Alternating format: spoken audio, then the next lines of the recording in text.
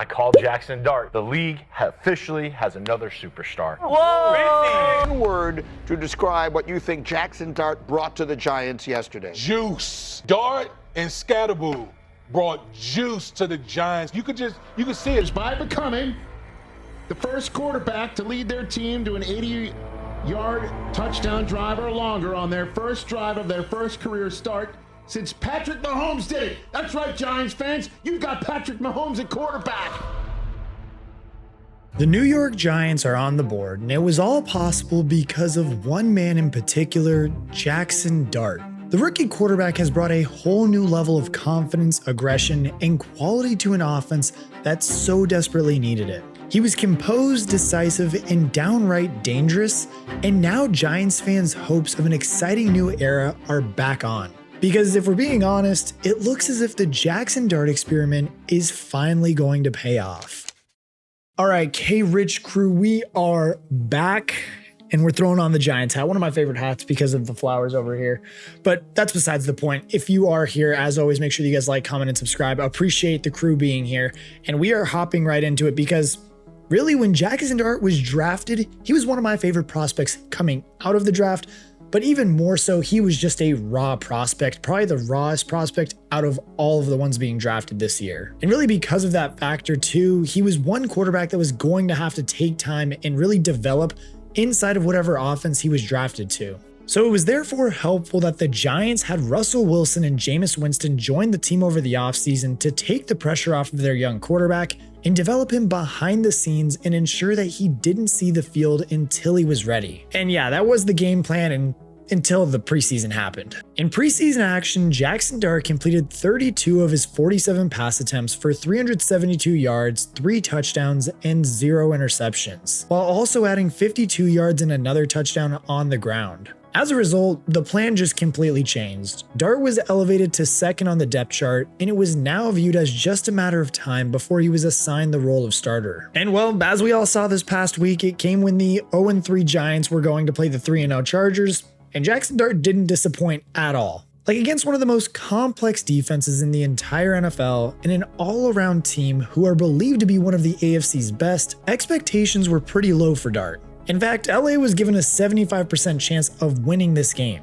Except that's the thing, they didn't. And not only did the New York Giants get the surprise win, they did so by controlling the game throughout, at no point falling behind. And also in doing so too, they became the first 0-3 team to defeat a 3-0 team since 2008. And really, if you ask me, that's not too bad of a way to begin your career. Now on the topic of strong starts too, it doesn't get much better than leading your team on a 9-play, 89-yard touchdown drive to open the game, which Dart capped off with a 15-yard rushing touchdown. Dart was composed on that opening drive, making a couple of throws, but mostly relying on the run game to move the ball downfield. And now look, headed into this season too, if Jaxson Dart ever did get to start, we did know that his legs were going to be a major factor, and really it was surprising to see them be that effective rushing the ball with Dart and just rushing overall, because the Chargers had the 7th best rushing defense in the league. On Sunday though, they didn't look it at all, as Dart repeatedly gashed them and wasn't even touched as he ran for his first touchdown.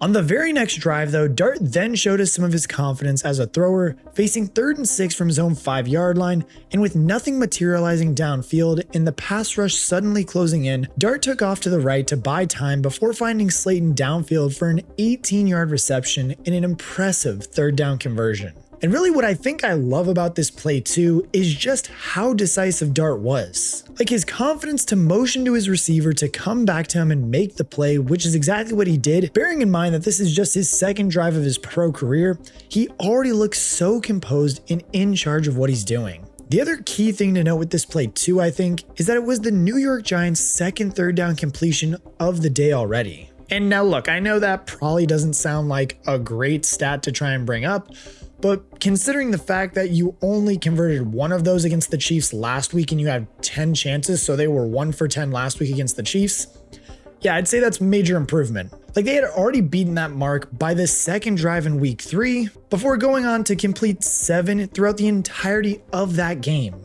And really, I think this is a good point too, where we need to bring up just Jaxson Dart's athleticism, where it just comes into play. Yes, you can say that Russ is very good at extending plays, but he's not like Jaxson Dart, and the rushing capabilities that Dart has really become, or what I should say, just kind of make him a much better dual threat quarterback than Russell Wilson would ever be. That added stress that he's going to put on defenses is going to allow for his receivers to get open deeper into the plays and kind of make more broken plays happen. On the day 2, Dart had 10 rushing attempts for 54 yards and a touchdown, but it could have been so much more. And really, no play sums it up quite like the incredible run, which was unfortunately called back because of a penalty. Like, he's got the speed to get around linebackers and the physicality to bounce right off the defensive backs before rumbling all the way down to the 10-yard line and searching for even more contact against the last remaining safety. And yes, of course, Brian Dable, you're probably gonna, not even probably, you're definitely gonna have to teach this guy how to slide, because if he's gonna be your franchise guy, you're definitely gonna want to keep him as healthy as possible. But on the other hand, if you're a Giants fan, when you see your quarterback do that, yeah, you get pretty excited because you've been waiting to see that kind of spark from a quarterback for what, 4 years probably? Like, that kind of moxie from a rookie quarterback is exactly what you want to see. As a passer though, things were slightly more muted, with him only completing 13 of his 20 pass attempts for 111 yards, 1 touchdown, and 0 interceptions, but that's absolutely fine. As we said before, the LA Chargers have to go down as one of the very hardest defenses to go up against in your NFL debut, and last year they were the best scoring defense in the entire NFL, and they have gotten off to another stellar start in 2025. Really, to many, defensive coordinator Jesse Minter is a strong candidate for a head coaching role in the near future, known for masterminding a very complex defense to go up against. So for Dart, a rookie quarterback making his first start, and one who many thought would need significant time to develop, it was a nightmare matchup, but he came out as a winner. He didn't give the ball away, protecting it as well as a passer and a runner, which is crucial for quarterbacks who want to stay on their coach's good side. And trust me, easier passing matchups are gonna come down the line, and if we use the HOF app, we can actually see it comes next week, or this week I should say, against the New Orleans Saints. Like, if we come over here and click research, we're going to see that the Giants offense, when we look up their matchup tool right here, the Giants offense versus the Saints defense, they basically beat them in all the categories that are being mentioned right here against the defense, except for total yards. And look, I think that really I'm a Saints fan, but I think the Saints are going to lose this game, so I want to build a parlay using their parlay optimizer, and we're going to do just that using 2 of my favorite players, or favorite rookies I should say, from this year, which is Jaxson Dart and Cam Scatabo. So simply put, all we're going to do is come over here and type in Jaxson Dart, and we can see there aren't a lot of stats on him because obviously he's only played 1 game in his NFL career, but we can see that he had 111 yards. So what I'm going to do is scroll over to here, and it says passing yards at least 200. I'm going to go ahead and say that we're not going to bet that, but instead we're going to bet anytime touchdowns, and we can get a DraftKings best odds of plus 210. I mean, the dude is a mad rusher. I'm going to take that for sure. Now, of course, if we're betting on the Giants, we can't only be betting on Jaxson Dart. We have to be betting on Cam Scatabo also. So I'm going to go ahead, type his name in as well. And with Cam Scatabo, really, I'm kind of tossing it up between either an anytime touchdown, which I think is definitely going to hit, or if we come over here and click his rushing yards too, we can see that they haven't posted yet. So I'm going to go ahead and do an anytime touchdown parlay right here. And we click on anytime touchdowns. Again, DraftKings is plus 100. He's only had in his past 4 games, he's only gotten 1 against the Cowboys and Chiefs, which I can see right here using their parlay optimizer. So I'm going to go ahead and lock that in.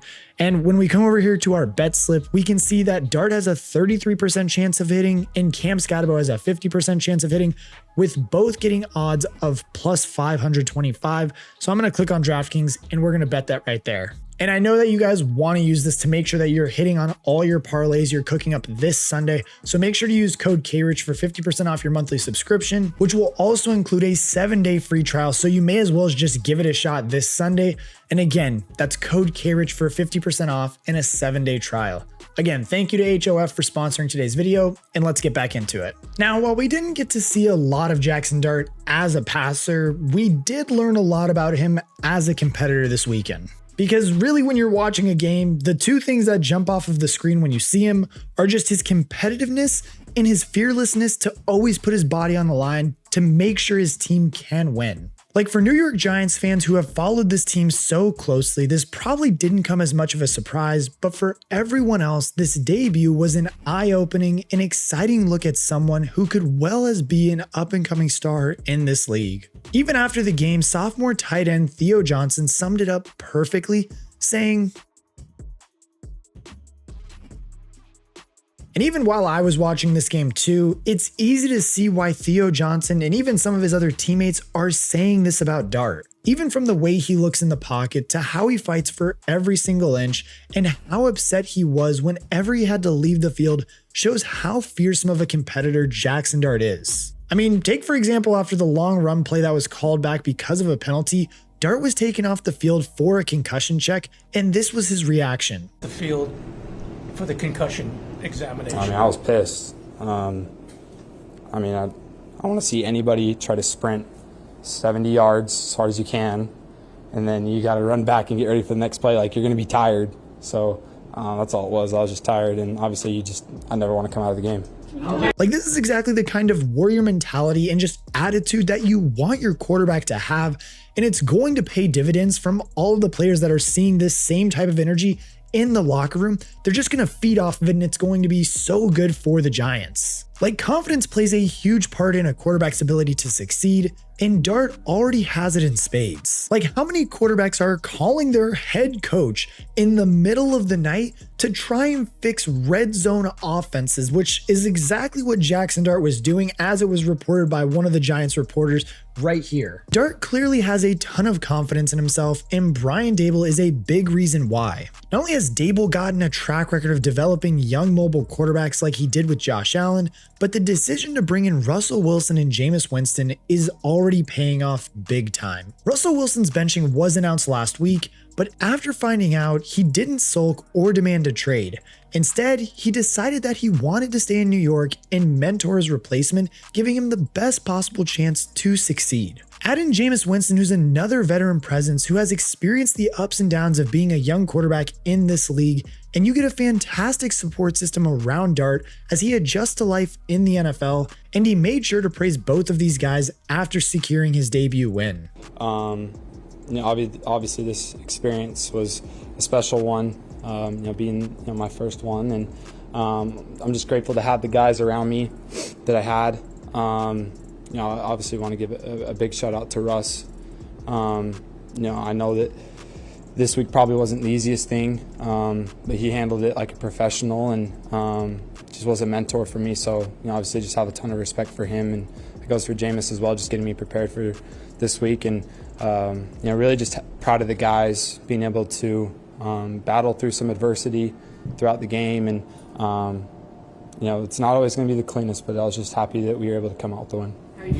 And even when you hear that coming from Dart, it makes you that much less surprised to see how effective he was in his first start. But I know that there were a lot of things that we still do need to talk about Jaxson Dart, because don't get me wrong, winning over an undefeated team, that's a great thing, but there still are many things for Dart to improve on. As we all know, that's going to be the case with any rookie quarterback, and for Dart, 5 sacks on the day is not ideal. He's going to need to get better at understanding when he needs to throw the ball away or get to a check down quicker, rather than holding onto the ball and trying to make a play, particularly with this subpar offensive line like New York's. There is good news though that Dart does have some pretty good playmakers on the offensive side of the ball. First and foremost, the introduction of rookie running back Cam Scatabo is already paying dividends. He was upgraded to the starting role because of an injury to sophomore back Tyrone Tracy, and much like Dart, his energy and impact jump off the screen. Scatabo is another ferocious runner, and his combination with Dart gives the New York Giants a tough-nosed identity